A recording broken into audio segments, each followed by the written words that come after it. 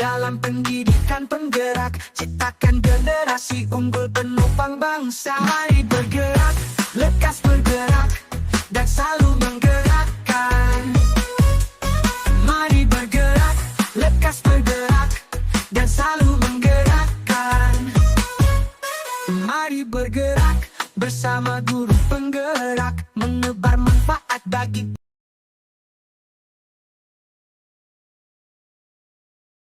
Selamat siang Pak Dandi, bagaimana kabarnya hari ini? Selamat siang Pak Asep, alhamdulillah kabar baik Pak. Alhamdulillah, baik Pak. Untuk hari ini akan melakukan kegiatan coaching ya. Bagaimana, sudah siap? Siap Pak. Hari ini saya akan melaksanakan coaching dengan Pak Sandi. Ya, berhubungan dengan tugas saya sebagai observer, ada beberapa hal yang akan saya tanyakan kepada Pak Dandi. Yang pertama mengenai praktek coaching ya Bapak laksanakan kemarin. Kira-kira bagaimana perasaannya? Untuk praktek coaching kemarin, yang pasti saya nervous Pak, deg-degan karena baru awal kan, dan belum terbiasa juga dengan teknik tirtanya. Karena harus sesuai kan Pak. Baik, jadi karena memang belum terbiasa ya Pak. Nah, semoga untuk kegiatan kali ini lancar ya Pak. Iya.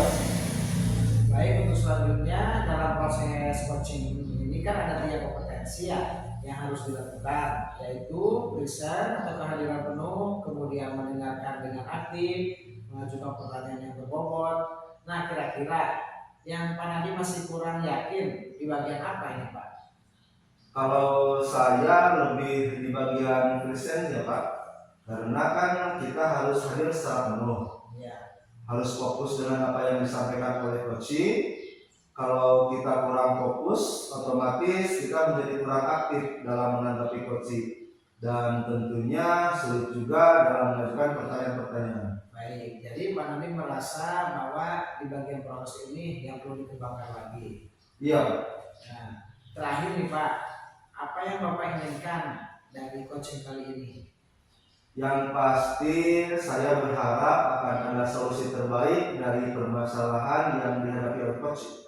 Baik, semoga coaching kali ini dapat berjalan dengan lancar ya Pak. Selanjutnya saya persilakan Bapak untuk melakukan coaching dan observer. Saya sebagai observer akan mengamati coaching yang Bapak lakukan. Apakah sudah sesuai dengan alur kita, dan tentunya untuk bagian persen atau kehadiran penuh, apakah nantinya akan bisa saja atau kan justru meningkat dengan sangat baik. Silakan untuk dilanjutkan ya Pak. Baik Pak, terima kasih dan semoga nanti dapat berjalan dengan lancar. Ya.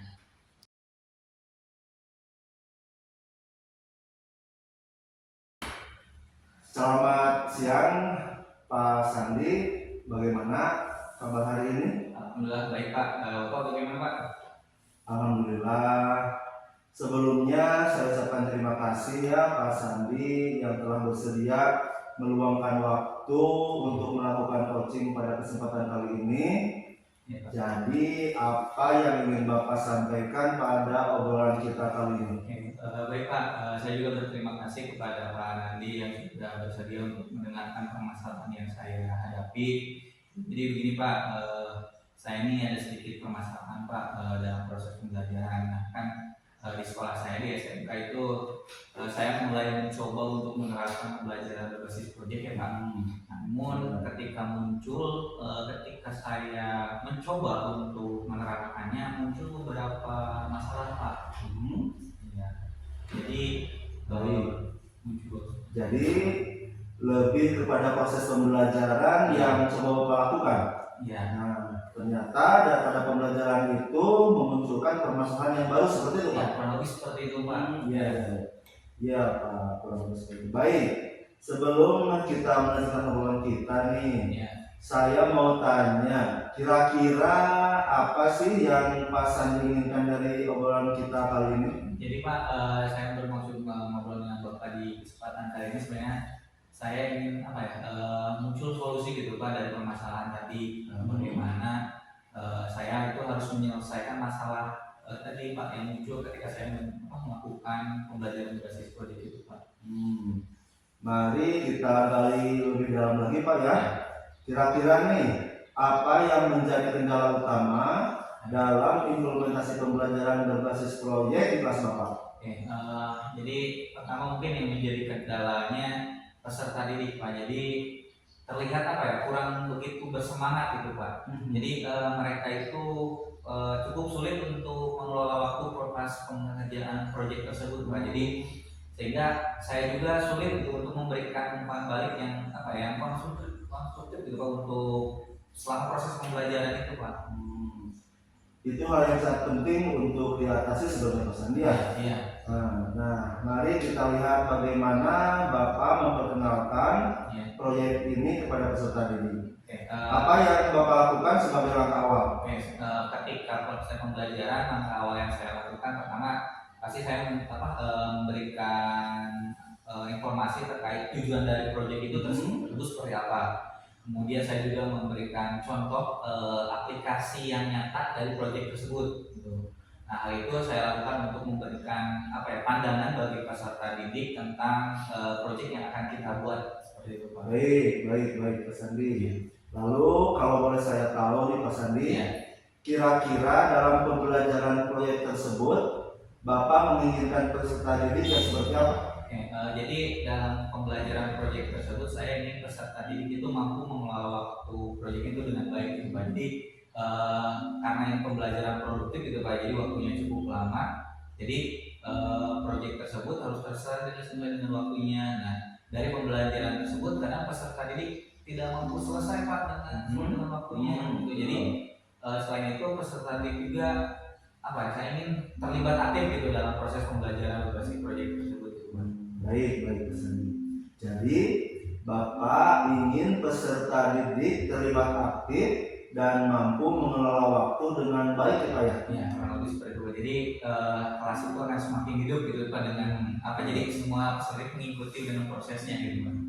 Lalu apa yang mungkin dibutuhkan untuk mencapai hal tersebut? Yang mungkin bisa Bapak lakukan dalam waktu dekat ini? Mungkin Pak, menurut saya lakukan mungkin ada apa ya, melibatkan peserta didik Pak dalam merancang proyek yang akan dibuat. Jadi peserta didik turut serta merancang bagaimana proyek itu dibuat dan membuat seperti apa gitu Pak. Hal lain mungkin saya ingin peserta didik itu agar mampu mengelola waktu dengan baik Pak. Jadi misalnya saja kita buat timeline gitu Pak. Jadi kita buat proyek tersebut dibagi-bagi menjadi beberapa fase gitu, sehingga deadline-nya kita sepakati bersama gitu, dari pengerjaan proses pengerjaan bisa berakhir dengan baik gitu Pak. Wah bagus itu Pak Sandi, bagus sekali itu yang Bapak sampaikan. Selain itu ada hal lain mungkin yang bisa Bapak lakukan lagi? Mungkin Pak, saya akan coba mengaitkan proyek yang saya buat itu dengan dunia nyata gitu. Jadi agar mungkin nanti peserta didik memiliki relevansi antara tugas dengan proyek real gitu ya, dengan dunia nyata yang ada gitu, dengan dunia industri. Atau mungkin bisa saja nanti saya mencoba untuk mengundang praktisi gitu Pak dari dunia kerja, dunia industri, untuk bisa dijadikan guru tamu gitu di kelas saya. Nah, itu mungkin nanti peserta didik bisa bertanya langsung gitu, berinteraksi langsung dengan pelaku di dunia industri seperti itu Pak. Baik, luar biasa sekali apa yang Bapak sampaikan. Bapak ini benar-benar merencanakan bagaimana melakukan pembelajaran berbasis proyek tersebut. Iya Pak. Kira-kira kapan hal tersebut akan Bapak lakukan? Mungkin saya akan coba di minggu depan Pak. Minggu ini saya akan mencoba berdiskusi dengan Pak Kapro tentang studi yang kira-kira relevan dengan pembelajaran dengan yang saya akan ajarkan kepada siswa. Baik Pak Sandi, tidak terasa ya kita sudah berada di obrolan kita nih Pak Sandi. Apa yang bisa Pak Sandi dapatkan dari obrolan singkat kali ini? Jadi mungkin obrolan singkat kita kali ini saya merasa menemukan solusi atas permasalahan yang terjadi yang akan saya lakukan dalam menerapkan pembelajaran berbasis proyek tadi Pak. Jadi saya juga mungkin sekarang lebih berani gitu Pak, dan percaya diri untuk melakukan hal baru Pak. Jadi tadi dari mulai membuat timeline, kemudian mengundang guru tamu, kemudian melibatkan siswa dalam proses pembelajaran, itu saya dengan berdiskusi dengan Bapak menemukan solusi-solusi seperti itu, Pak. Baik, semoga apa yang kita bicarakan ini tadi juga dapat menumbuhkan motivasi belajar untuk Bapak ya. Dan saya tunggu cerita Bapak selanjutnya. Bagaimana hasilnya setelah Bapak menerapkan rencana pembelajaran Bapak tadi. Baik Pak Sandi, terima kasih atas waktunya Pak Sandi.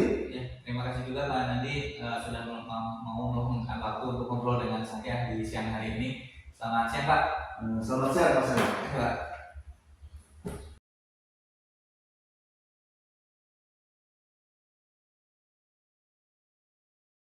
Jadi kita mulai pause dulu untuk kegiatan praktek coaching hari ini.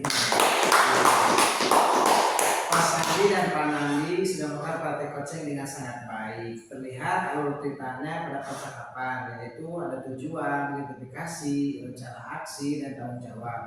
Kemudian ada yang ingin saya sampaikan dari praktek coaching yang sudah Bapak lakukan, khususnya kepada Pak Sandi dan Pak Nandi selaku coach. Menurut Bapak, apakah indikator keberhasilan dari diskusi tadi, Pak? Indikator keberhasilan dari diskusi ini yaitu bagaimana coaching dapat menemukan rencana atau solusi untuk mengatasi permasalahan yang dihadapi dan dapat melakukan rencana aksi yang sudah dibuatnya.